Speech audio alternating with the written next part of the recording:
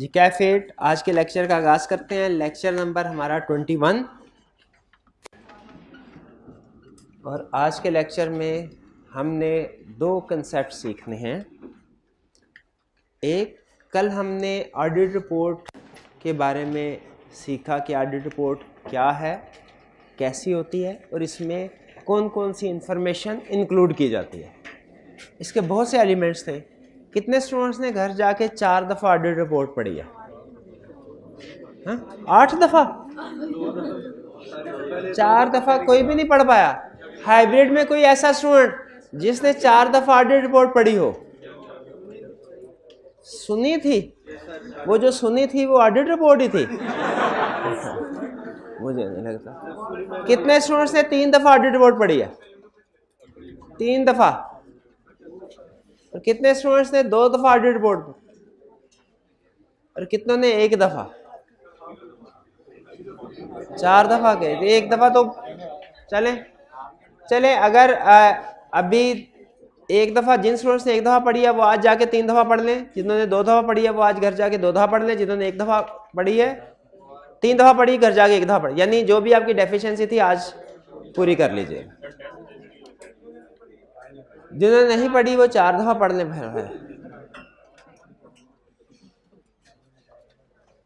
Report के अंदर सब बहुत से एलिमेंट्स हैं।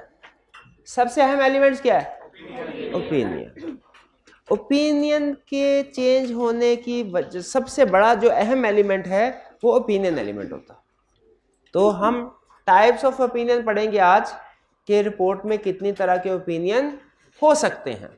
एक रिपोर्ट में होगा एक ही ओपिनियन, ये नहीं कि मल्टीपल ओपिनियंस होंगे, लेकिन वो एक ओपिनियन कौन सा होगा, ठीक है, ये स्टडी करेंगे आज। फिर हम चैप्टर 4, ये हमारा चैप्टर 4 होता है ऑडिट रिपोर्ट का, इसको यहाँ पे थोड़ी देर के लिए क्लोज करके नेक्स्ट चैप्टर 14 की तरफ चले जाएंगे, कंफर्मेशन। वो हम स्टार्ट करेंगे और फिर कंफर्मेशन का चैप्टर कंप्लीट करेंगे। फिर इसके बाद एक और एनालिटिकल प्रोसीजर का चैप्टर होगा, उसको कंप्लीट करेंगे। फिर उसके बाद हम हो सकता है कि वापस फिर चैप्टर 4 पे आए। क्यों, ये भी मैं आपके साथ रीज़न डिस्कस करूंगा। फिलहाल प्लान आज का शेयर कर रहा हूँ आपके साथ, ठीक है। अच्छा, अब आगे चलने से पहले, यानी टाइप्स ऑफ ओपिनियन की तरफ चलने से पहले, मैं ये इवेल्युएट करना चाहता हूँ कि क्या हमारे स्टूडेंट को बेसिक अंडरस्टैंडिंग है कि एक ऑडिट रिपोर्ट में किस तरह की इंफॉर्मेशन इंक्लूड की जाती है, ऑडिट रिपोर्ट कैसी होती है और उसमें किस तरह की इंफॉर्मेशन इंक्लूड की जाती है। अब ऑडिट रिपोर्ट को ज़रा साइड पे रख दीजिए, साइड पे रख दें, बैग में रख दें कहीं, ठीक है। अब मैं आपसे कुछ क्वेश्चन पूछता हूँ ज़बानी कलाम में। जी, सबसे पहले मेरे भाई आप मुझे बता दीजिए, ऑडिट रिपोर्ट में डिफरेंट एलिमेंट्स होते हैं, हर एलिमेंट की हेडिंग देता है या नहीं देता? हेडिंग देता है। आप मुझे बता दीजिए कुछ एलिमेंट्स के नाम जो ऑडिट रिपोर्ट में इंक्लूड किए जाते हैं। ओपिनियन, शाबाश। बेसिस ऑफ ओपिनियन, कि जिससे पूछ रहा हूँ वही बताए कि ऑडिट मैटर, अदर इंफॉर्मेशन,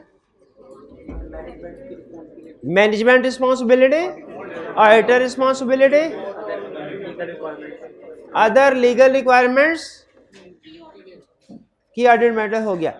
अच्छा, फिर इसके अलावा कुछ इंफॉर्मेशन ऐसी, ये तो है पैराग्राफ्स, ये क्या है? इनके अलावा भी कुछ इंफॉर्मेशन होती है जो कुछ इंफॉर्मेशन रिपोर्ट के स्टार्ट पे इंक्लूड की जाती है, कुछ इंफॉर्मेशन रिपोर्ट के एंड पे इंक्लूड की जाती है। जी मेरे भाई आप बताइए, रिपोर्ट के स्टार्ट में कौन सी इंफॉर्मेशन होती है? उसका टाइटल, के टाइटल स्टार्ट में मुराद पैराग्राफ फॉर्म में नहीं, ऊपर लाइंस में टाइटल उसका क्या, ऑडिटर्स रिपोर्ट है। और एड्रेसी, एड्रेसी क्या है कि रिपोर्ट किसको एड्रेस की जा रही है, ठीक है, वो मेंबर्स ऑफ कंपनी। ये दो चीजें होती हैं स्टार्ट में, टाइटल और एड्रेसी। कुछ इंफॉर्मेशन होती है एंड पे। एंड पे क्या? Signature, name of engagement partner, date, शाबाश, और प्लेस यानी सिटी नेम, प्लेस, ये इंफॉर्मेशन। बिल्कुल ठीक, शाबाश शाबाश। जी मेरे भाई आप ये बताइए, ओपिनियन सेक्शन में क्या इंफॉर्मेशन इंक्लूड की जाती है? ऑडिट रिपोर्ट के ओपिनियन सेक्शन में, ये स्टार्ट में आता है कि एंड में? पहले स्टार्ट में पहला सेक्शन हमारा यही होता है। इसमें क्या इंफॉर्मेशन इंक्लूड होती है? इसमें हम ओपिनियन देते हैं कि अनमोडिफाइड है हमारा ओपिनियन या और क्या इंफॉर्मेशन होती है? इसमें आइडेंटिफाइंग इंफॉर्मेशन होती है, ऐसी इंफॉर्मेशन जिससे पता चल सके हम ओपिनियन किस चीज पे दे रहे हैं, किस साल पे दे रहे हैं, किस क्लाइंट का दे रहे हैं।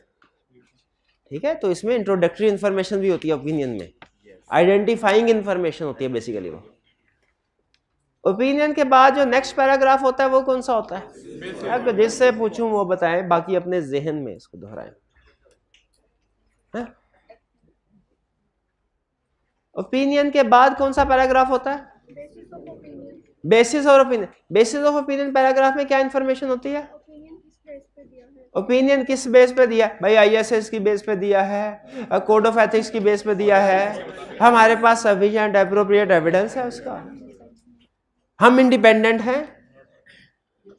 ठीक है, अच्छा ये तो हो गया, एक हो गया ओपिनियन, एक हो गया बेसिस ऑफ ओपिनियन। अच्छा, यूजर के लिए सबसे अहम एलिमेंट कौन सा होता है रिपोर्ट में? ओपिनियन। शाबाश शाबाश शाबाश। अच्छा, बेसिस ऑफ ओपिनियन के अलावा कोई और एलिमेंट बता दीजिए रिपोर्ट में अपनी मर्जी का। की ऑडिट मैटर। की ऑडिट मैटर, इसमें क्या फाइनेंशियल स्टेटमेंट का जिक्र होता है? नहीं, वो तो हमारा ओपिनियन सेक्शन में जिक्र होता है। तो की ऑडिट मैटर में किसका जिक्र होता है? फाइनेंशियल स्टेटमेंट्स का नहीं, एरियाज का, बड़े बड़े एरियाज का, जिसको कहता है मोस्ट सिग्निफिकेंट। क्या कहता है? Most significant. ऐसे नहीं कहना, अच्छा मोस्ट सिग्निफिकेंट, धीरे से प्यार से, मोस्ट सिग्निफिकेंट। की ऑडिट मैटर में कौन से एरियाज आते हैं? Most significant areas. इसमें फाइनेंशियल स्टेटमेंट का जिक्र नहीं होता, फाइनेंशियल स्टेटमेंट का जिक्र तो होता है ओपिनियन सेक्शन में, इसमें एरियाज होता है की ऑडिट मैटर में। क्या सारे एरियाज होते हैं? कौन से एरियाज होते हैं? Most significant. अच्छा, इसकी पहचान आपको बता दूं कौन सा मोस्ट सिग्निफिकेंट होगा। जो आपको ऑडिट में सबसे मुश्किल लगा हो वो की ऑडिट मैटर है, वो मोस्ट सिग्निफिकेंट हो गया, वो की ऑडिट मैटर है। जैसे आपने CA में जितने भी पेपर दिए उनमें से मोस्ट सिग्निफिकेंट कौन सा था? अच्छा, लाजमी नहीं कि आप एक ही एरिया बताएं, आप 2 या 3 भी बता सकते हैं, लेकिन 3 से ज्यादा नहीं। क्यों? क्योंकि मोस्ट का मतलब ही यही होता है कि 1 या 2 या ज्यादा से ज्यादा 3। ये थोड़ी है कि सारे के सारे मोस्ट होंगे। जैसे वो प्राइवेट स्कूल में जाए ना, पहली दूसरी क्लास में होता है कितने बच्चे? 20। फर्स्ट कितने आए? 20। सारे ही फर्स्ट आते हैं। ऐसे ही होता है ना, घर जाके सारे के वालिदैन। उस तरह नहीं, मोस्ट का मतलब सारे एरियाज नहीं, बल्कि कौन से? 1 या 2 या 3 जो सबसे मुश्किल हो। अब बताइए, अभी तक के CA कैरियर में मोस्ट सिग्निफिकेंट सब्जेक्ट आपका कौन सा रहा? Business law, most significant. अच्छा, और आपका कौन सा रहा? Cost and management accounting. और FAR 2, आपका FAR 2। अच्छा, यहां से हम आपका टैक्स भी, FAR 2 भी, बिजनेस लॉ भी, इकोनॉमिक्स भी हैं, इंग्लिश भी। नहीं ये, हाँ ये इनका कुछ मसला लग रहा है, इतने एरियाज मोस्ट सिग्निफिकेंट नहीं हो सकते। अच्छा, इससे हमें एक अहम चीज का पता चला।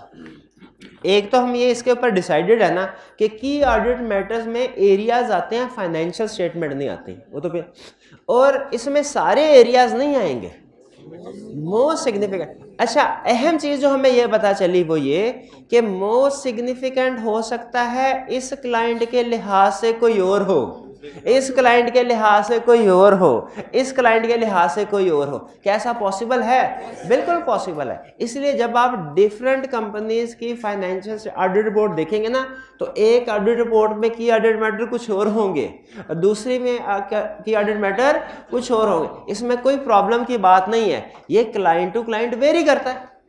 जैसे स्टूडेंट टू स्टूडेंट वेरी करता है ना कि मोस्ट सिग्निफिकेंट कौन से हैं, उसी तरह ये क्लाइंट टू क्लाइंट भी वेरी करता है।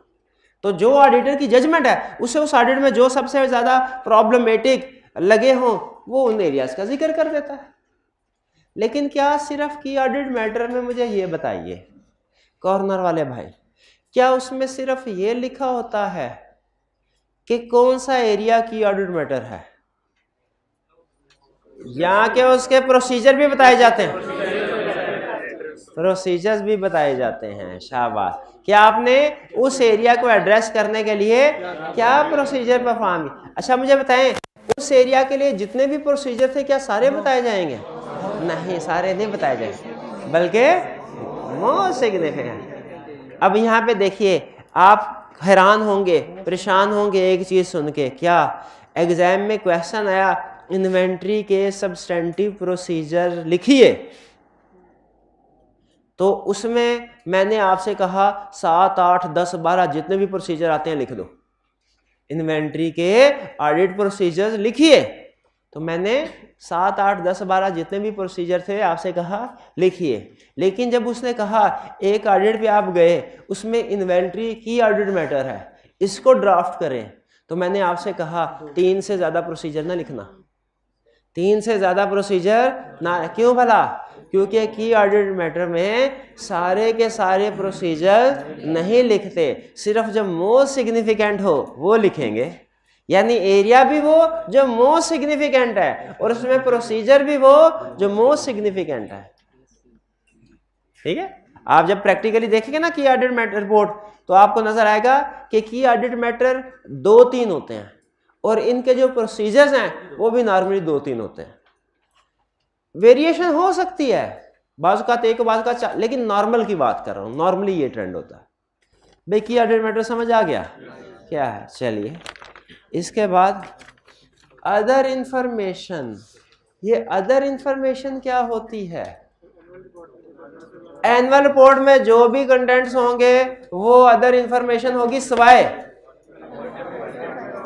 फाइनेंशियल स्टेटमेंट्स के और ऑडिट रिपोर्ट के, सवाए फाइनेंशियल स्टेटमेंट्स के और ऑडिट रिपोर्ट के।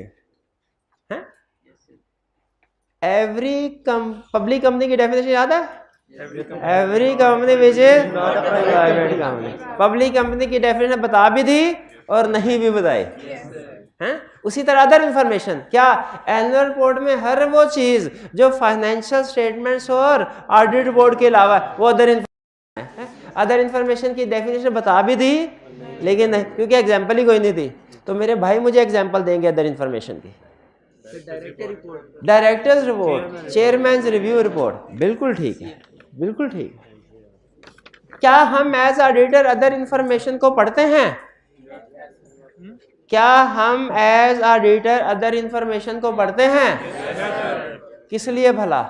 ताकि अदर इंफॉर्मेशन और फाइनेंशियल स्टेटमेंट में इनकंसिस्टेंसी है तो सामने आ जाए। अब एक क्वेश्चन, वो कॉर्नर वाले भाई, क्या हम की ऑडिट मैटर सेक्शन में ओपिनियन देते हैं? की ऑडिट मैटर सेक्शन में क्या हम ओपिनियन देते हैं? नहीं देते, शाबाश। वो तो अलहदा स्टार्ट में दिया जाता है, की ऑडिट मैटर सेक्शन में थोड़ी दिया जाएगा, की ऑडिट सेक्शन में थोड़ी दिया जाएगा। अब ये हाइब्रिड वाले स्टूडेंट की बारी आ गई। ये हाइब्रिड वाले स्टूडेंट पे तीसरे बेंच पे जो पहले स्टूडेंट है, ये मुझे बताएंगे कि ऑडिट रिपोर्ट के अंदर मैनेजमेंट रिस्पॉन्सिबिलिटी पैराग्राफ आता है। जरा बता दीजिए, मोटे मोटे इंफॉर्मेशन दे दें हमें, इसमें मैनेजमेंट की कौन सी रिस्पॉन्सिबिलिटीज का जिक्र होता है? बताइए।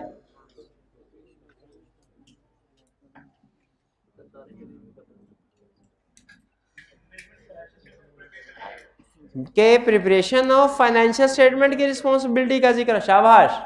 और इंटरनल कंट्रोल का भी जिक्र होता है, इंटरनल कंट्रोल का जिक्र होता है। प्यारे भाई बता दीजिए, मैनेजमेंट रिस्पॉन्सिबिलिटी वाले सेक्शन में फाइनेंशियल स्टेटमेंट का जिक्र होता है, हमने मान लिया। क्या इंटरनल कंट्रोल का जिक्र होता है? भाई यस या नो कर दें हाइब्रिड वाले। होता है, बिल्कुल ठीक है, शाबाश। अच्छा, फाइनेंशियल स्टेटमेंट का जिक्र भी होता है, इंटरनल कंट्रोल का जिक्र भी होता है। स्पेसिफिक रिस्पॉन्सिबिलिटीज में से एक रिस्पॉन्सिबिलिटी का जिक्र होता है, वो कौन सी? गोइंग कंसर्न की, शाबाश शाबाश।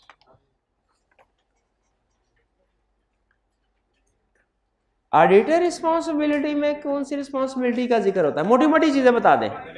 रिप्रोडक्शन, रीजनेबल एश्योरेंस और एविडेंस और प्रोसीजर।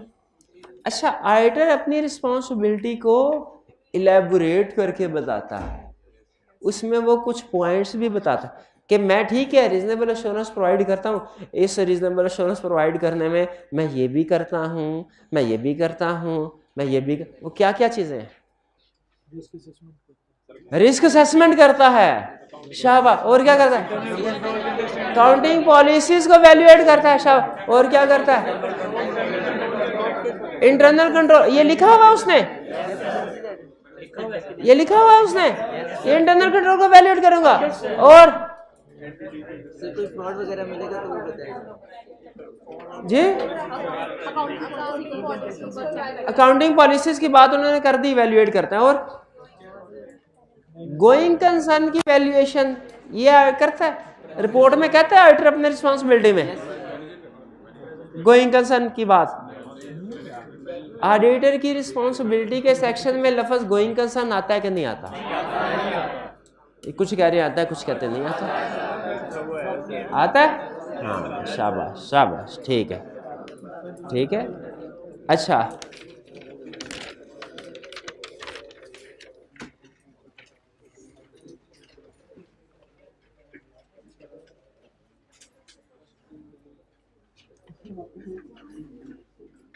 ऑडिटर अपनी रिस्पॉन्सिबिलिटी के सेक्शन में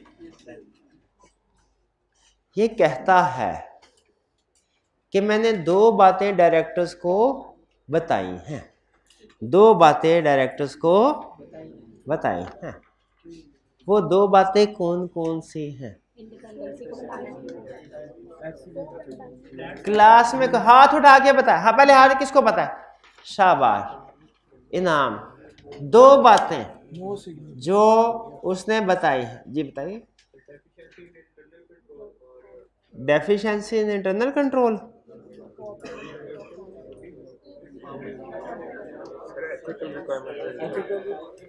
नहीं भाई, आप बताइए। ऑडिटर की इंडिपेंडेंस, और एक और नहीं, और रेलिवेंट एथिकल रिक्वायरमेंट, ये तो एक हो गया। और ये एक ही पॉइंट है। Planning scope and timing of the audit, ठीक है। Planning scope and timing of the audit, और दूसरा एथिकल रिक्वायरमेंट। एक और भी है, एक और भी है, क्या? की ऑडिट मैटर है, शाबाश। तो इसका मतलब है ऑडिटर अपनी रिपोर्ट में अपनी रिस्पॉन्सिबिलिटी में यह भी बताता है कि मैंने कुछ मैटर्स डायरेक्टर्स को कम्युनिकेट किए हैं। वो मैटर्स कौन कौन से? Planning and scope of audit, वो इंडिपेंडेंस एंड एथिकल रिक्वायरमेंट्स, और वो की ऑडिट मैटर्स। बिल्कुल, ये ज़हन में रखिएगा कि ऑडिटर रिपोर्ट में अपनी रिस्पॉन्सिबिलिटी में ये कह रहा है कि मैंने डायरेक्टर्स को ये चीज़ें कम्युनिकेट की हुई हैं, ठीक है जी। अच्छा, ये दो तो किसी ने नहीं बताया, आपने मिलजुल के बताए थे। एक उन्होंने बता दिया, एक उन्होंने अगली दफा से नहीं। चले अब अगला आखिरी क्वेश्चन, आखिरी क्वेश्चन रिपोर्ट में से, जिससे मुझे पता चलेगा कि आपने रिपोर्ट बाकी पढ़ी है कि नहीं। लेकिन अगर दरमियान में बोले तो फिर प्राइज किसी को नहीं मिलेगा, हाथ उठाना है। पाकिस्तान में आईएसएस के मुताबिक ऑडिटर की रिस्पॉन्सिबिलिटी सिर्फ एक है कि फाइनेंशियल स्टेटमेंट्स पे ओपिनियन एक्सप्रेस करना है। लेकिन समटाइम्स जो किसी भी कंट्री के लोकल लॉज हैं, वो ऑडिटर को कह सकते हैं कि फाइनेंशियल स्टेटमेंट्स के अलावा कुछ दूसरे रेगुलेटरी मैटर्स, कुछ दूसरी चीज़ों के ऊपर भी ओपिनियन एक्सप्रेस करो, जो कि ऑडिटर फिर करता है। लेकिन वो अलग हेडिंग बना के उसमें करता है, अपने मेन ओपिनियन के साथ मिक्स नहीं करता। क्या कोई स्टूडेंट बता सकता है कि पाकिस्तान में फाइनेंशियल स्टेटमेंट्स के अलावा और कौन कौन से मैटर हैं जिस पे ऑडिटर ने ओपिनियन एक्सप्रेस करना होता है? वन बाय वन, पहले वो भाई ने उठाया जी। प्रॉपर बुक्स ऑफ अकाउंट्स के बारे में बताना होता है। अच्छा, मैं एग्जैक्ट सेंटेंस नहीं मुझे चाहिए, मुझे सिर्फ आप मेन कंसेप्ट बता दे तो चलेगा। प्रॉपर बुक्स ऑफ अकाउंट्स ज़कात डिडक्शन की बात करता है, और किसकी बात करता है? भाई बस ऐसे ना करें, उसका प्राइस ना जाया करें, उसको बोलने 25 हो गए प्राइस किसकी फाइनेंशियल स्टेटमेंट कंपनी एक्ट के मुताबिक और इन्वेस्टमेंट वगैरह। शाबाश शाबाश। अच्छा अब हाइब्रिड में भी एक क्वेश्चन, हाइब्रिड में भी एक क्वेश्चन। अब हाइब्रिड वाले स्टूडेंट्स अलर्ट हो जाएं जी। शाबाश शाबाश।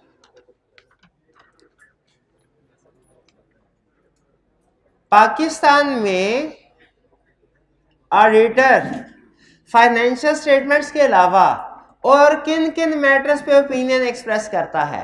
अब की बार हाइब्रिड में से हाथ उठाइए। शाबाश, हाथ उठाइए। कोई भी नहीं है, ऐसे ना कर। हाँ ये सेकंड बेंच में सेकंड पर्सन ने हाथ उठाया, बताइए जी भाई, थोड़ा ऊंची आवाज में बताइएगा। फाइनेंशियल स्टेटमेंट के अलावा तो किसी और को। अच्छा ये ना जरा थोड़ा ऊपर देखिए, मेरी तरफ देखिए। हाँ हाँ ऐसे, शाबाश शाबाश। अब बताइए, मैं पढ़ के ना बता रहा हूँ, मुझे लग रहा भाई आंखें फिर आपकी झुक गई हैं, ऐसे ना झुकी झुकी आंखों से ना बताएं। हाँ फखर के साथ सर उठा के बताएं। हाँ फाइनेंशियल स्टेटमेंट के अलावा किसी और चीज पे ऑडिटर ओपिनियन एक्सप्रेस नहीं करता। फाइनेंशियल स्टेटमेंट्स के अलावा और किसी चीज पे ऑडिटर ओपिनियन एक्सप्रेस नहीं करता। भाई की तलाशी लीजिए, जितने भी पैसे मिले निकाल लें। अभी थोड़ी देर पहले तो बताया उसने फाइनेंशियल स्टेटमेंट के अलावा पाकिस्तान में 4 महीना, अभी थोड़ी देर 1 मिनट नहीं हुआ। एक जी भाई आगे। अच्छा फर्स्ट बेंच में भी ये थे, दूसरे नंबर पे इन्होंने हाथ उठाया था। हाँ जी जी भाई बताइए, आप हिम्मत करेंगे? हिम्मत करेंगे?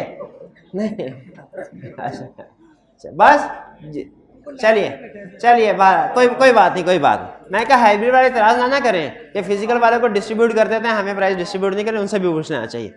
चलिए तो इसका मतलब यह हुआ कि मोटा मोटा हमें पता चल गया कि 2 चीजें सिर्फ, और ये आपने जब कभी रीड करना है ना उसके बाद अपने आप से पूछना है। अगर दोनों चीजों का जवाब आप दे सके 80% भी, तो इसका मतलब है रिपोर्ट आपने समझ लिया। एक ये, क्या आपको पता है कि ऑडिट रिपोर्ट के अंदर कितने एलिमेंट्स होते हैं? और दूसरा, क्या आपको मोटा मोटा पता है कि हर एलिमेंट के अंदर क्या इंफॉर्मेशन होती है? वर्ड बाय वर्ड याद करने की जरूरत नहीं है, हरगिज नहीं करना, पूरे सेशन में नहीं करेंगे हम, लेकिन मोटा मोटा पता होना चाहिए कि हर एलिमेंट के अंदर क्या इंफॉर्मेशन होती है। क्लियर? ये चलिए आपने 2-3 दफा रीड करने हैं, और जब आपको पता चल जाए कि आप इस लेवल पे पहुंच गए हैं कि इन दोनों क्वेश्चन का आंसर कर सकते हैं, कि आपसे कोई भी पूछा जाए कितने एलिमेंट्स है, आप एलिमेंट्स के नाम बता दें, या किसी भी एलिमेंट का नाम आपको दे के पूछा जाए इसमें क्या इन्फॉर्मेशन होती है, तो आप बता सके, तो इसका मतलब है आपने रिपोर्ट का हक अदा कर दिया। अब आप रिपोर्ट को साइड पे रख सकते हैं, मजीद पढ़ने की जरूरत नहीं। लेकिन जब तक आप इस लेवल पे नहीं पहुंचते, आपने इस रिपोर्ट को पढ़ते जाना है, पढ़ते जाना है, पढ़ते जाना है। चलिए जी, ये तो हो गया हमारा ऑडिट रिपोर्ट का सेक्शन लगा। अच्छा अब चलते हैं वो कंसेप्ट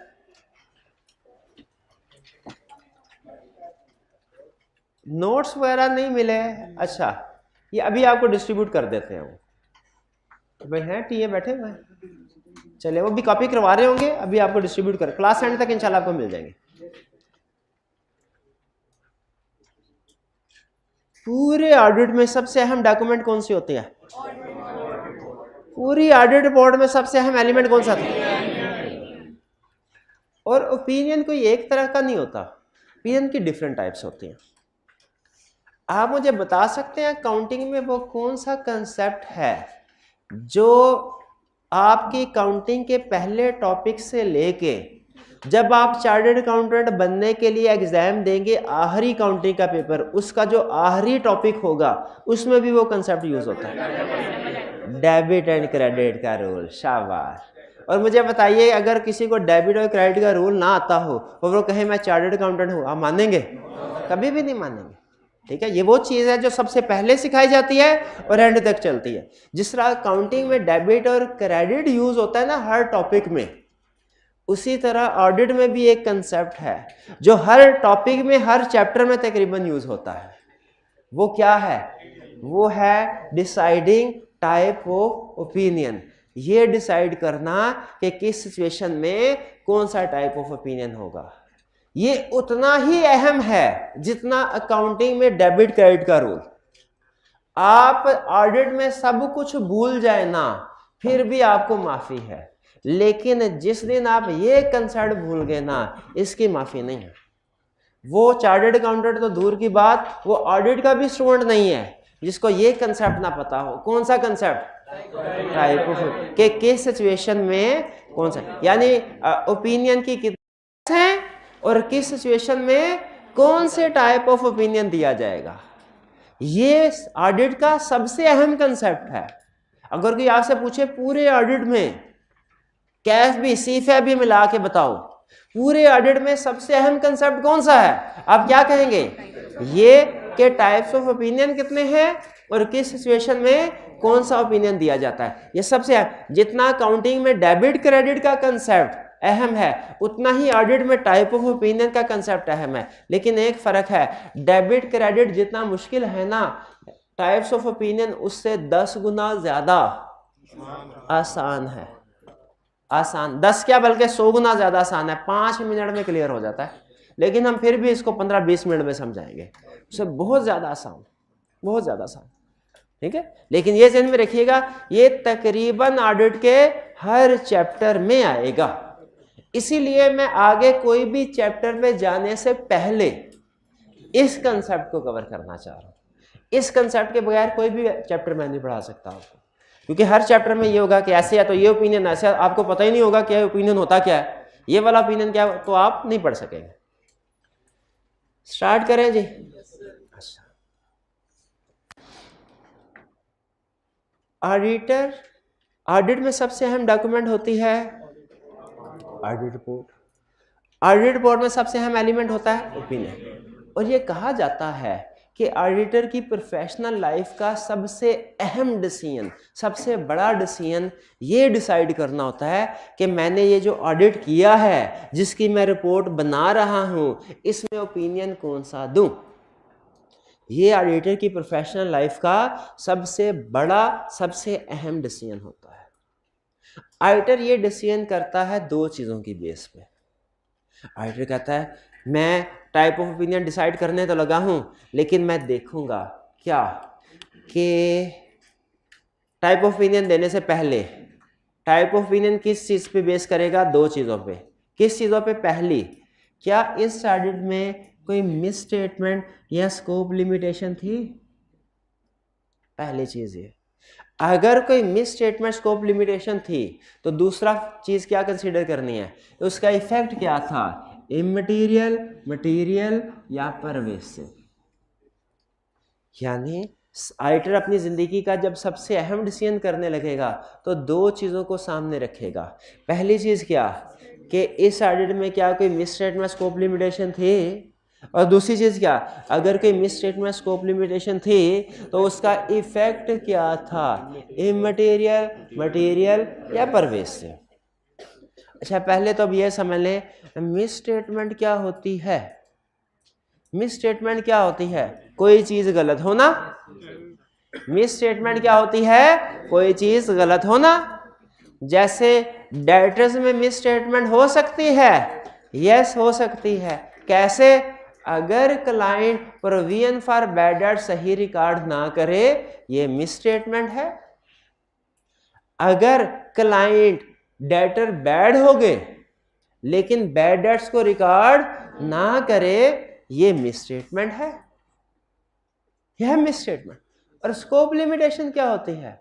स्कोप लिमिटेशन है जब ऑडिटर को कोई इंफॉर्मेशन एविडेंस ना दिया जाए, जब ऑडिटर को चेकिंग करने के लिए किसी चीज की इजाजत ना दी जाए, तो इसे कहते हैं स्कोप लिमिटेशन।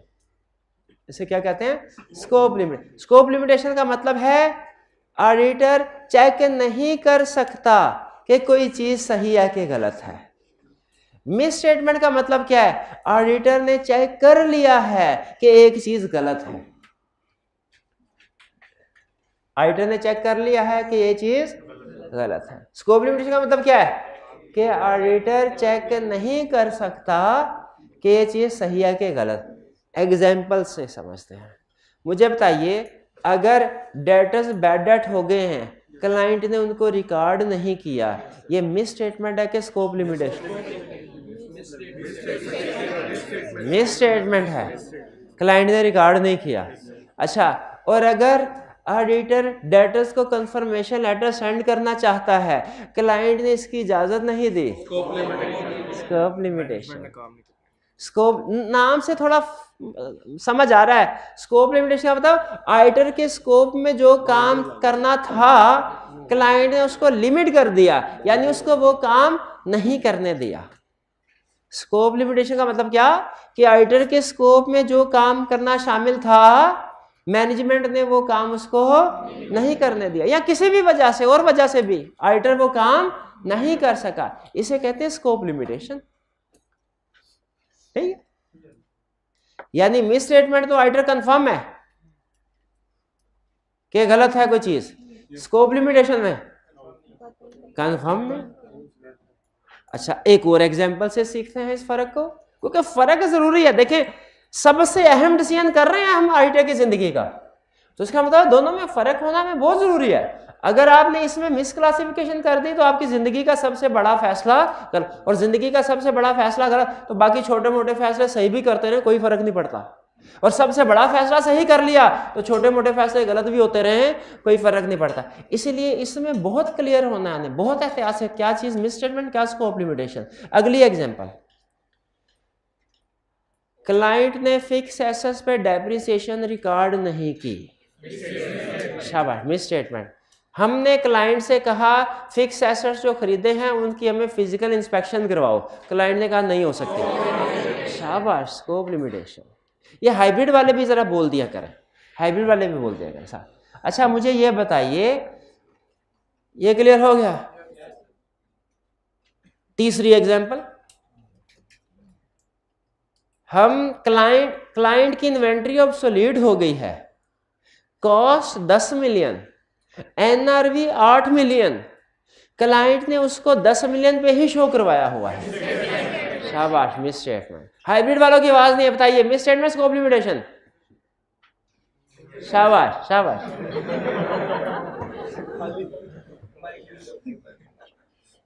और अगर क्लाइंट, हमने ये क्लाइंट से कहा कि जो ड्यूरिंग द ईयर तुमने इन्वेंट्री परचेज की है ना, इसकी इनवाइसेस दिखाओ, हम कास्ट वेरीफाई करें।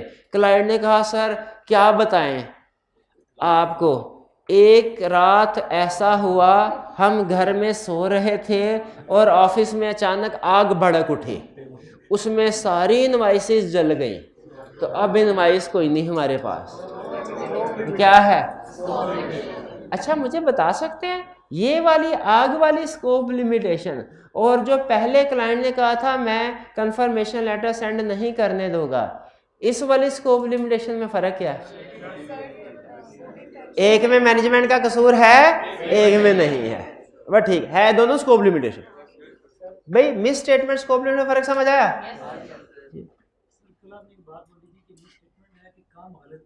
काम गलत, मिस स्टेटमेंट है कि काम गलत किया,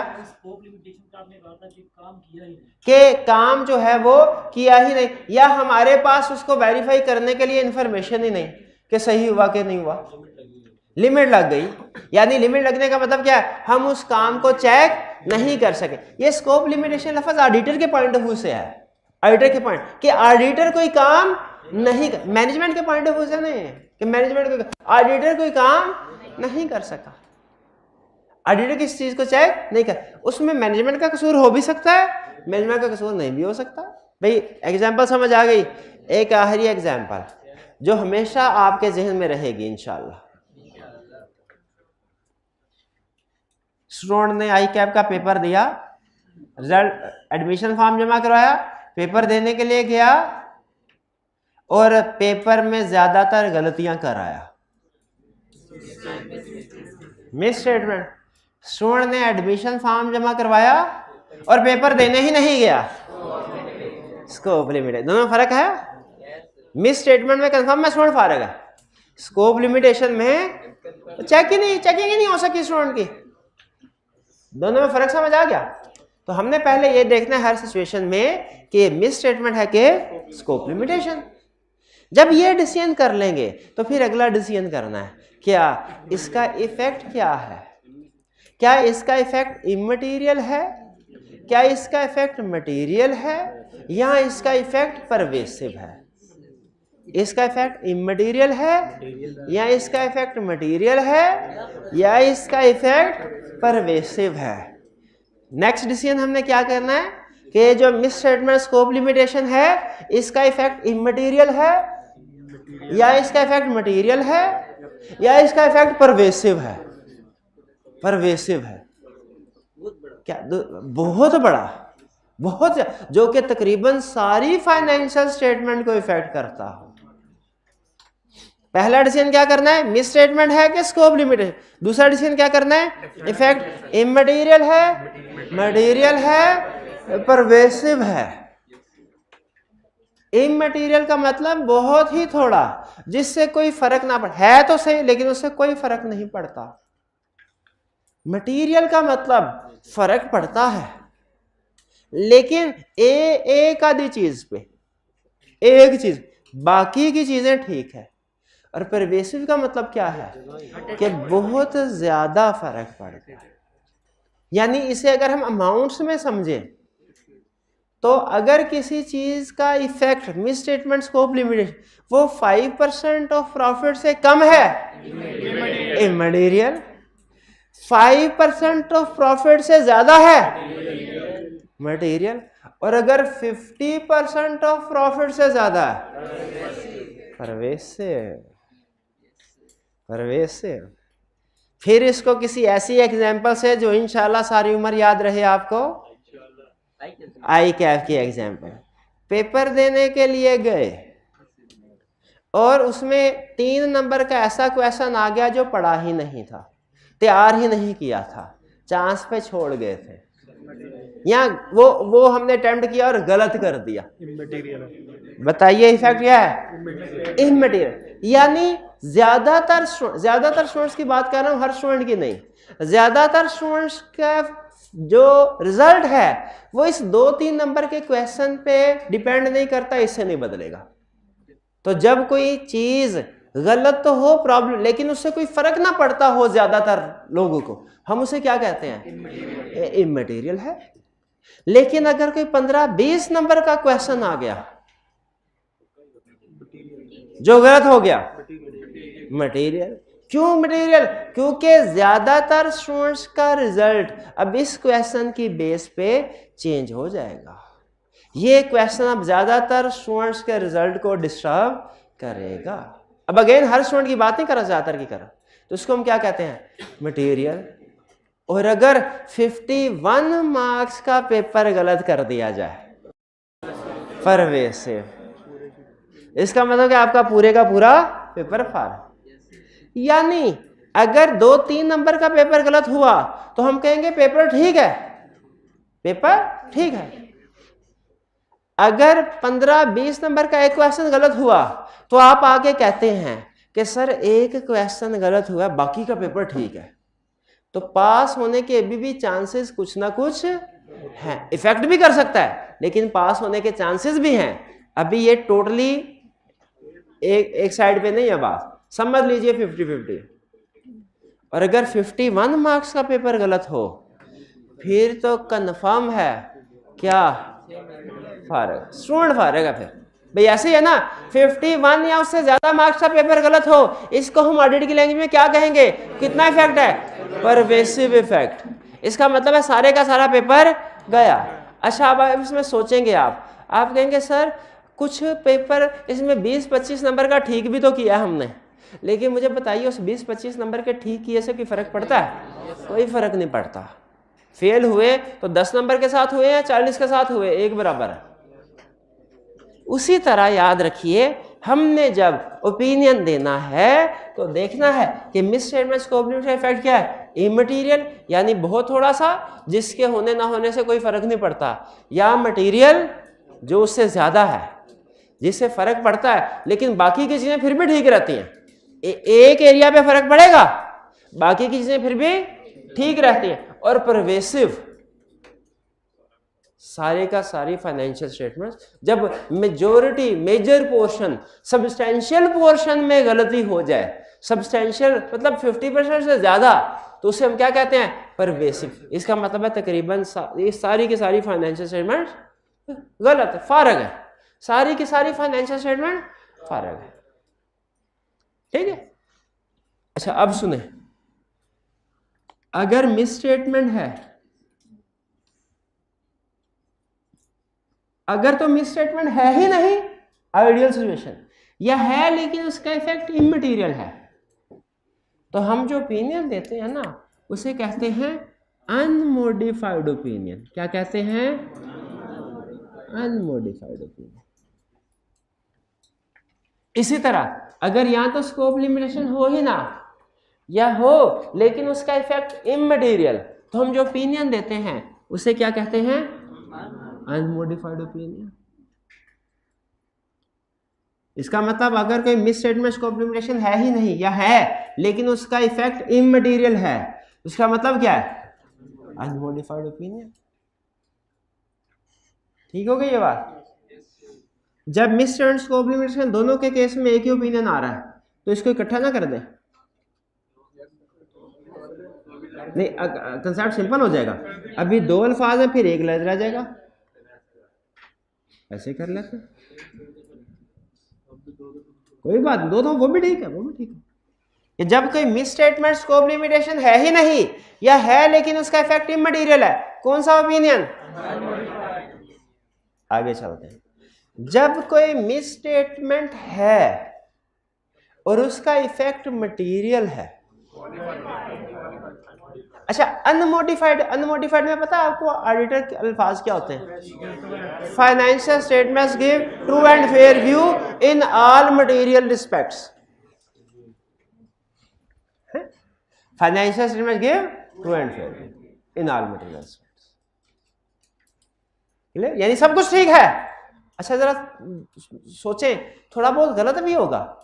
जिस स्टूडेंट के पेपर में 70 नंबर आते हैं उसे 30 नंबर का हो सकता है कुछ, या कुछ वैसे, लेकिन उसे फर्क नहीं पड़ता, फर्क नहीं पड़ता, पास हो गया तो ठीक है। तो इसका मतलब यह हुआ फाइनेंशियल स्टेटमेंट्स में अगर थोड़ा बहुत गलती इमटेरियल हो, यानी 2-3% की, तो हालांकि मिस स्टेटमेंट है लेकिन वो ज्यादातर यूजर्स के लिए इग्नोरेबल होती है। इमटेरियल का मतलब इग्नोरेबल, नॉट इंपॉर्टेंट, ज्यादा इंपॉर्टेंट नहीं होते। तो हम हालांकि थोड़ी बहुत इक्का दुक्का मिस स्टेटमेंट स्कोप लिमिटेशन होगी, लेकिन हम ओपिनियन क्या देते हैं? Financial statements give true and fair view. फिर आगे चलते हैं। अगर मिस स्टेटमेंट है, उसका इफेक्ट मटेरियल है, यानी 5% ऑफ प्रॉफिट से ज्यादा, तो हम जो ओपिनियन देते हैं उसको कहते हैं क्वालिफाइड ओपिनियन। क्वालिफाइड का मतलब सीए क्वालिफाइड नहीं है, ये पॉजिटिव सेंस में नहीं है, क्वालिफाइड नेगेटिव सेंस में क्वालिफाइड। यानी फर्ज कीजिए बाकी के एरियाज तो ठीक हैं, डेटर्स में गलती है, डेटर्स में गलती, और डेटर समझ लीजिए कि टोटल का समझ लीजिए 10% है, तो ये मटेरियल है। क्या हमें ये कहना चाहिए कि financial statements give true and fair view? अच्छा ध्यान में रखिएगा, बाकी की चीजें ठीक है डेटर्स के अलावा, डेटर्स गलत है, बाकी की चीजें ठीक है, और गलती 5% ऑफ प्रॉफिट से ज्यादा की है। क्या हमें ये कहना मटेरियल, क्या हमें ये कहना चाहिए फाइनेंशियल स्टेटमेंट ठीक है? क्या हमें ये कहना चाहिए सारी की सारी फाइनेंशियल स्टेटमेंट गलत है? क्या ये कहना चाहिए, या ये कहना चाहिए कि except for inventory financial statements give true and fair view, के इन्वेंट्री के अलावा financial statement true and fair view, यानी इन्वेंट्री नहीं प्रेजेंट कर रहे। भाई देखें, एक एरिया की वजह से सारी फाइनेंशियल स्टेटमेंट को हमने फारग नहीं कर दिया, क्योंकि कुछ ना कुछ चीजें तो फिर भी रेलिवेंट है। एक इन्वेंट्री यूजर के लिए गलत है, लेकिन क्या यूजर फिक्स एसेट्स, सेल्स वगैरह और दूसरे एरियाज को पढ़ सकता है, उससे इंफॉर्मेशन हासिल कर सकता है। Qualified opinion. अगर स्कोप लिमिटेशन हो, उसका इफेक्ट मटेरियल हो, तो जो ऑडिटर ओपिनियन एक्सप्रेस करता है उसे कहते हैं qualified opinion. Qualified opinion positive sense में यूज नहीं हो रहा, नेगेटिव सेंस में यूज हो रहा है। ठीक है, जब कोई स्कोप लिमिटेशन हो और उसका इफेक्ट मटेरियल हो, यानी 5% ऑफ प्रॉफिट से ज्यादा हो, तो हम कहते हैं कि ऑडिटर कौन सा ओपिनियन एक्सप्रेस करेगा, क्वालिफाइड। अच्छा, अनमोडिफाइड में ऑडिटर कह रहा होता है financial statements give true and fair view, लेकिन जब क्वालिफाइड ओपिनियन होगा तो इसमें क्या ऑडिटर को ये कहना चाहिए financial statements give true and fair view? ये नहीं कहना चाहिए। क्या ये कहना चाहिए फाइनेंशियल स्टेटमेंट्स सारी की सारी गलत है? ये भी नहीं कहना, बल्कि क्या कहना चाहिए, except for inventories financial statements give true and fair view. यानी इन्वेंट्री में गड़बड़ है, इन्वेंट्री के अलावा बाकी की फाइनेंशियल स्टेटमेंट ठीक है। भाई ये बात समझ आए? यानी एक आधे एरिया की वजह से, बेसिकली क्वालिफाइड का कंसेप्ट क्या है कि एक आधे एरिया की वजह से आप सारी फाइनेंशियल स्टेटमेंट्स को रूल आउट ना करें, आप सिर्फ वो एरिया यूजर को बता दें जो गलत है, उससे कि बाकी फाइनेंशियल में ठीक है, उसने कोई डिसीजन मेकिंग करनी है बाकी की बेस पे तो वो कर सकता है। समझ आया? अच्छा मुझे बताइए, एक कंसेप्ट में दो अल्फाज आ रहे हैं, अगर एक ही आ जाए तो सिंपल नहीं हो जाएगा, तो इस सिंपल कंसेप्ट को मजीद सिंपल भी कर सकते हैं। कैसे? भाई जब मिस स्टेटमेंट है इफेक्ट मटेरियल फिर भी क्वालिफाइड ओपिनियन, जब स्कोप लिमिटेशन है इफेक्ट मटेरियल फिर भी क्वालिफाइड ओपिनियन, तो दोनों को इकट्ठा ना कर दें, एक लफ्ज बन जाएगा क्वालिफाइड ओपिनियन। तो यहां तक बात समझ आई? अच्छा अब मुझे बताइए, अगर फाइनेंशियल स्टेटमेंट्स में किसी भी एरिया में मिस स्टेटमेंट नहीं है, या है तो थोड़ी सी है 1-2% की, तो हम ओपिनियन कौन सा देते हैं? इसमें हम क्या लिखते हैं, फाइनेंशियल में give true and fair view. अगर मिस स्टेटमेंट है, मटेरियल मिस स्टेटमेंट है और वो एक ही एरिया में है, जैसे डेटर में, तो हम क्या लिखते हैं, accept for debtors financial statement give true and fair view. अच्छा जरा सोच के बताइए, अगर मिस स्टेटमेंट हो डेटर्स में भी, अगर हो क्रेडिटर्स में भी, अगर हो सेल्स में भी, अगर हो परचेज में भी, अगर हो फिक्स एसेट में भी, अगर हो डेप्रिसिएशन में भी, तो क्या हमें ये कहना चाहिए except for debtors and creditors and sales and purchase and fix asset and depreciation financial statement give true and fair view? ये क्या कहना चाहिए? और यूजर कहेगा भाई अगर इतने ज्यादा मसले हैं तो बाकी की फाइनेंशियल मेरे किस काम की, बाकी तो मेरे किसी काम की, चाहे 10-15% ठीक भी है, जब 60-70% फाइनेंशियल में गलत हो गई तो बाकी मेरे किस काम की, ये भी मुझे नहीं चाहिए।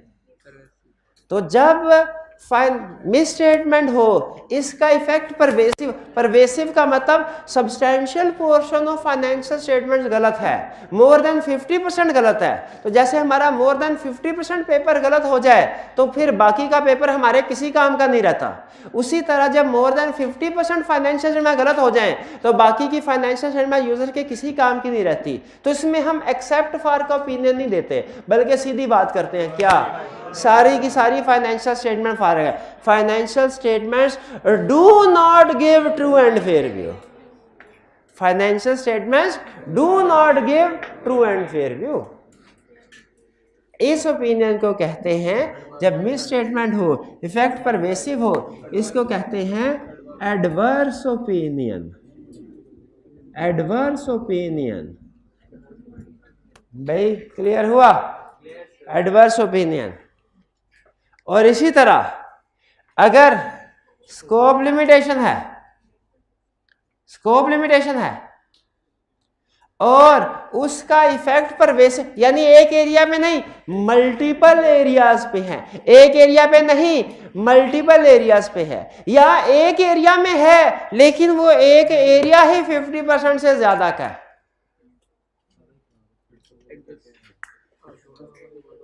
ये बात समझ आई? Material misstatement scope limitation क्या होगी? जो 5% से कम हो वो मटीरियल कौन सी होगी? 5% से ज्यादा हो, और जो 50% से ज्यादा हो। अच्छा मुझे बताइए, अगर दो इश्यूज मिलके 50% से ज्यादा हो गए हैं परवेसिव है। और अगर एक ही इशू है वो अकेला 50% से ज्यादा का है, बाजू का ऐसे होता है ना, किसी मैन्युफैक्चरिंग कंपनी के बैलेंस शीट देखे ना, उसमें फिक्स एसेट्स टोटल एसेट्स का 80% होते हैं, बाजू का ऐसे भी होता है।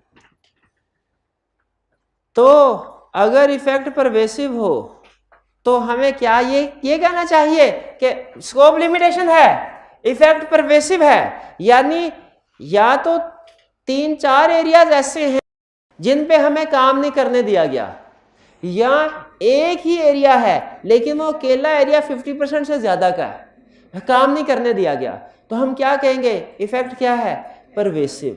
जब स्कोप लिमिटेशन हो, इफेक्ट परवेसिव हो, तो ऑडिटर जो ओपिनियन देता है उसे कहते हैं disclaimer, disclaimer of opinion, disclaimer of opinion. Disclaimer of opinion में बताइए 3 ऑप्शन दे रहा हूं,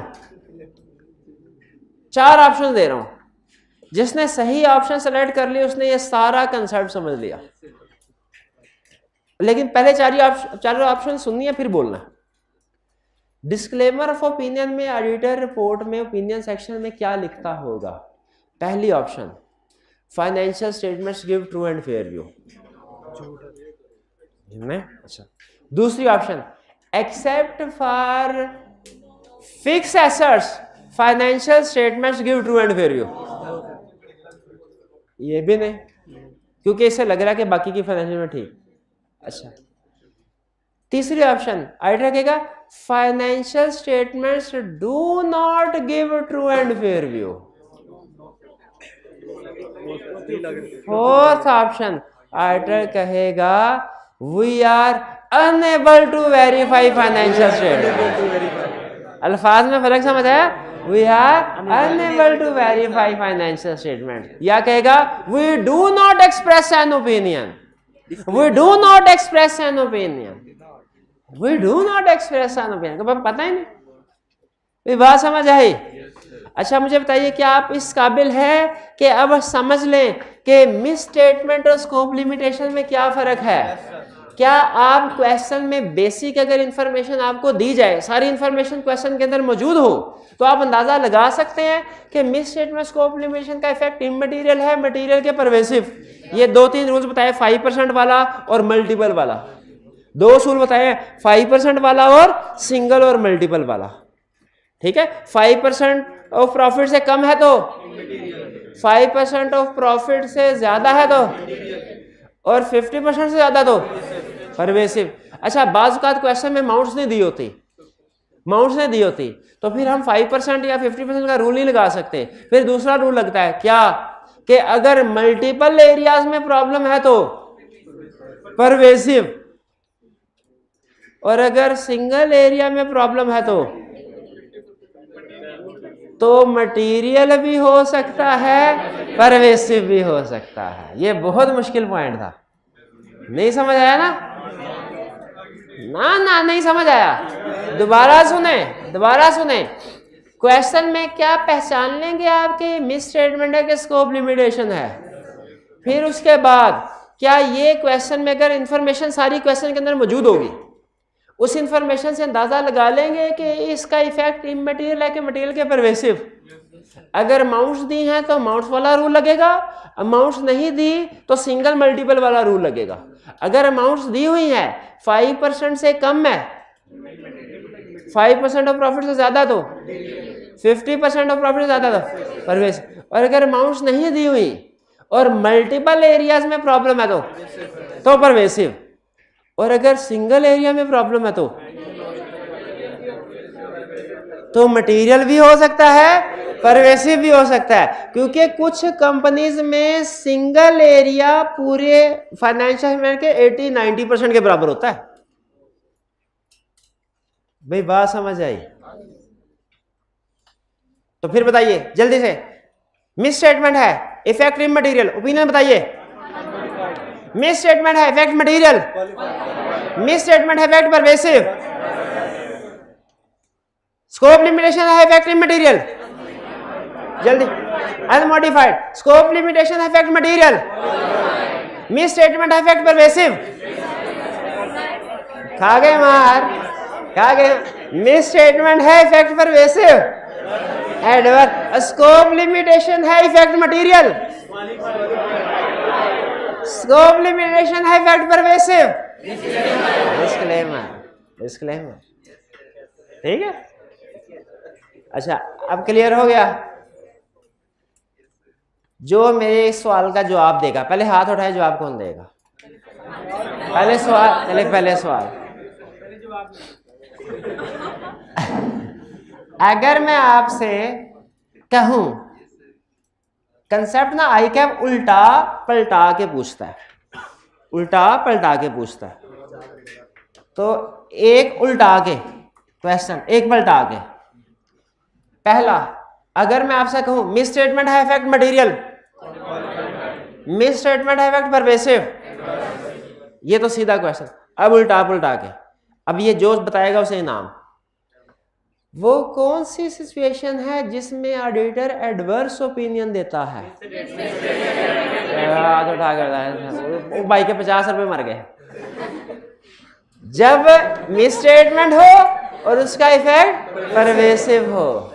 अच्छा, वो कौन सी सिचुएशन है जिसमें auditor disclaimer of opinion express करता है?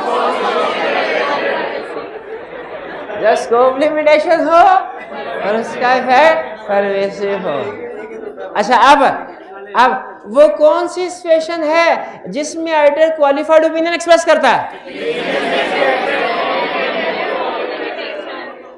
जब मिस स्टेटमेंट है, स्कोप लिमिटेशन हो और उसका इफेक्ट मटेरियल। भाई इतने 50 के नोट नहीं है मेरे पास। ये कंसेप्ट समझ आ गया। अब आखिरी क्वेश्चन, हमने तो पढ़ा था ओपिनियन अनमोडिफाइड हो सकता है, मॉडिफाइड, सारे पढ़ लिए। मॉडिफाइड किधर गया? मॉडिफाइड असल में टाइप ऑफ ओपिनियन नहीं है, ग्रुप ऑफ ओपिनियन है, ग्रुप ऑफ ओपिनियन। ये जो तीनों ओपिनियन है ना, ये वाले तीनों, इनको कलेक्टिवली कहा जाता है मॉडिफाइड ओपिनियन। और आपके लिए ये टर्म इस्तेमाल करना जायज नहीं है। आपने कभी भी जिंदगी में या पेपर में लिखते हुए मॉडिफाइड ओपिनियन की टर्म यूज नहीं करनी। मॉडिफाइड ओपिनियन की जब कभी टर्म और कोई भी टर्म यूज कर लेना तो आपको समझ आए आप क्या इसको टाइप ऑफ ओपिनियन का कंसेप्ट नहीं आता क्या इसको? हाँ, पेपर में पता क्या आता है? पेपर में स्टूडेंट कहता है केस आ गया, बताओ इसमें कौन सा टाइप ऑफ ओपिनियन होगा? स्टूडेंट कहता है यार सर ने समझाया था मिस स्टेटमेंट स्कोप लिमिटेशन, पता नहीं अब ये मिस स्टेटमेंट स्कोप लिमिटेशन, मैंने घर जाके प्रैक्टिस नहीं की, पढ़ाई नहीं था, मुझे नहीं पता चला कि मिस स्टेटमेंट स्कोप, नहीं पता चला एग्जाम में। अच्छा, सर ने कोई इममटीरियल मटीरियल परवेसिव का भी उसूल बताया था, वो भी मेरे जहन से निकल गया, वो भी नहीं पता चल रहा। तो अब ये स्टूडेंट फैसला नहीं कर पा रहा कि क्वालिफाइड ओपिनियन है, एडवर्स है कि डिस्क्लेमर है। फैसला नहीं कर, क्यों नहीं कर? इसका कंसेप्ट वीक है। लेकिन इसने फिर एक फैसला कर लिया, क्या? मॉडिफाइड तो होगा। तो उसने क्वेश्चन में पूछा था टाइप ऑफ ओपिनियन बताओ कौन सा होगा, स्टूडेंट ने देख दिया मॉडिफाइड ओपिनियन। बताइए क्या एग्जामिनर मार्क्स देगा? नहीं देगा। आपको मॉडिफाइड ओपिनियन सिर्फ इसलिए सिखाई जाती है कि कोई इस्तेमाल करे ना कोई दूसरा, तो आपको पता चल जाए कि वो क्या कहना चाह रहा है। आपने ये टर्म कभी इस्तेमाल नहीं करने, आपने हमेशा स्पेसिफिक टाइप बताना है। सर इस सिचुएशन में या तो क्वालिफाइड ओपिनियन होगा या एडवर्स होगा, या क्वालिफाइड होगा या डिस्क्लेमर होगा। Specific type of modified opinion का वर्ड इस्तेमाल नहीं करना। क्लियर? चलिए, ये टाइप ऑफ ओपिनियन हमने सीख लिया। अगर क्लाइंट ने बैड डेट रिकॉर्ड नहीं किया तो वो क्या होगी? मिस स्टेटमेंट होगी, बिल्कुल मिस स्टेटमेंट होगी। वो कौन सी सिचुएशन है? अच्छा, इसने कहा सर शाबाश, इसने कहा सर एक सिचुएशन और भी होती है जब ऑडिटर कहता है मैं ऑडिट करता ही नहीं। लेकिन देखिए वो मैंने इधर पता क्यों नहीं कवर करवाई, इधर नहीं है वो सिचुएशन, इसलिए नहीं कवर कर क्योंकि उस जब ऑडिटर ऑडिट करेगा ही नहीं तो क्या रिपोर्ट देगा? जब रिपोर्ट ही नहीं देगा तो ओपिनियन भी नहीं देगा। वो एक अलग सिचुएशन है। वो सिचुएशन है जब मैनेजमेंट उसे बहुत तंग करे, जब मैनेजमेंट ऑडिटर को बहुत ज्यादा तंग करे तो ऑडिटर क्या कहता है, मैं ऑडिट करता ही नहीं, मैं तंग आ गया आपसे, मैं ऑडिट करता ही नहीं। हाँ, वो आगे क्या करेगा, वो सीखेंगे। भाई ये बात समझ आ गई, ये टाइप ऑफ ओपिनियन। अच्छा, एक एग्जांपल के साथ जो आपको इंशाल्लाह याद रहेगी।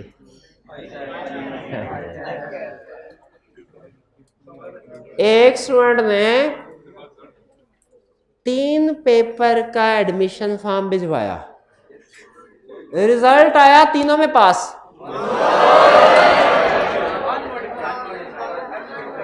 कौन सा ओपिनियन? अच्छा, 2 में पास, 1 में फेल।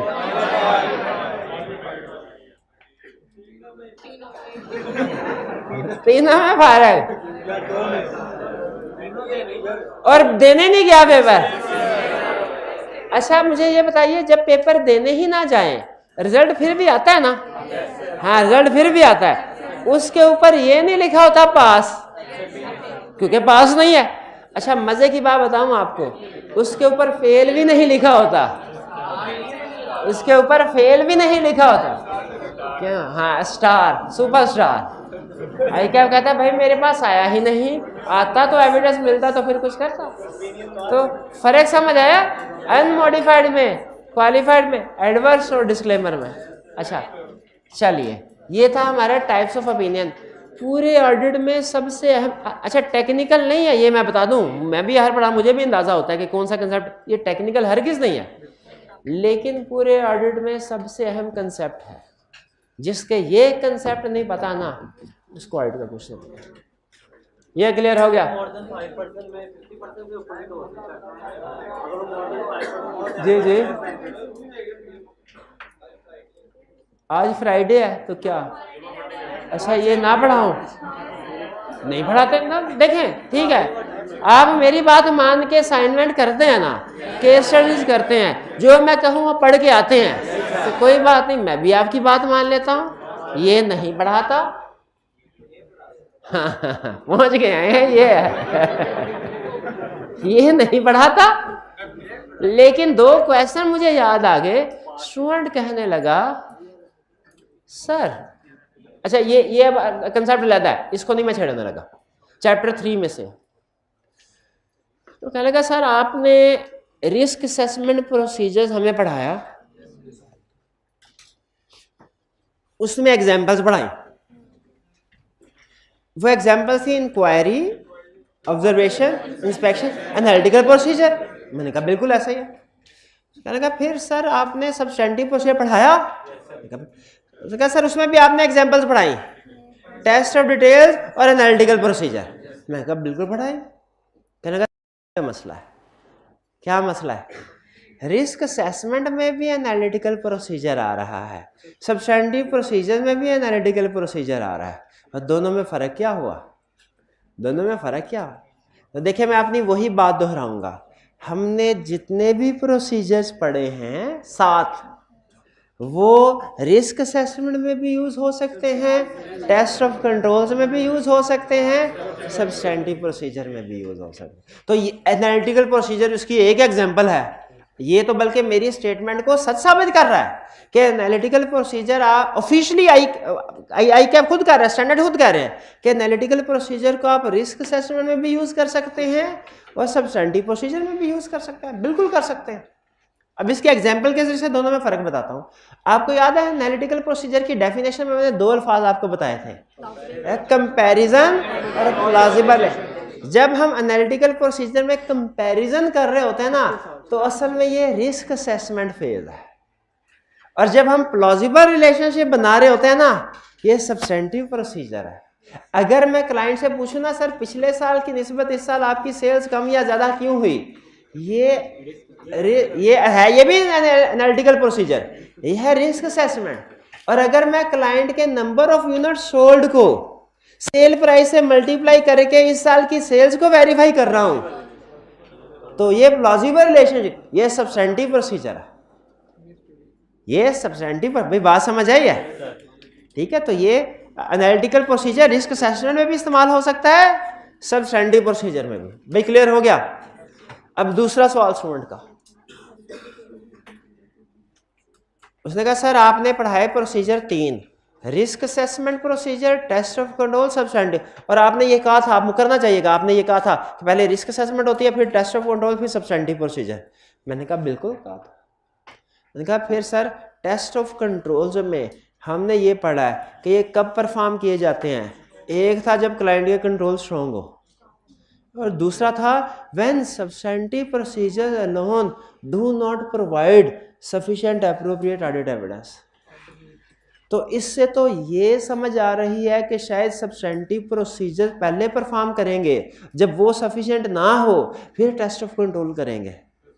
तो याद रखें तरतीब वही है, पहले रिस्क असेसमेंट, फिर टेस्ट ऑफ कंट्रोल, फिर सब्सटेंटिव प्रोसीजर। लेकिन कभी कभार ऐसा होता है कि जब सब्सटेंटिव प्रोसीजर पे जाएं तो किसी वजह से, मैं उस तरफ नहीं जाना चाह रहा किस वजह से, किसी वजह से सब्सटेंटिव प्रोसीजर से एविडेंस हमें नहीं मिल, वो स्कोप लिमिटेशन नहीं है वो, तो फिर हमें इंटरनल कंट्रोल की तरफ आ जाता है। In short test of control में जो दूसरे वाला पॉइंट है ना, इसका आपने रट्टा लगा लेना, इसका क्या करना है, रट्टा लगा लेना।